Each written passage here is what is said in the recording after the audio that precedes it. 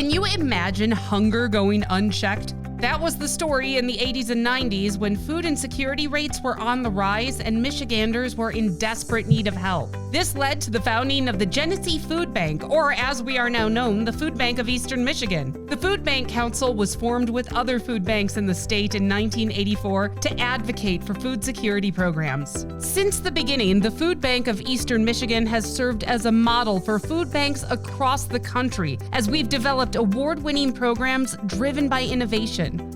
In the early 2000s, we set out to source additional fresh food items to support these programs. We were able to distribute over 10 million pounds in a variety of ways, setting us up to be recognized in 2002 as the National Food Bank of the Year. Over the next decade, we expanded, adding a new food procurement program and opening the Thomas Landau Food Recovery Center, which can hold almost 20 semi-loads of food. We've expanded retail store recovery in our area with over 100 locations.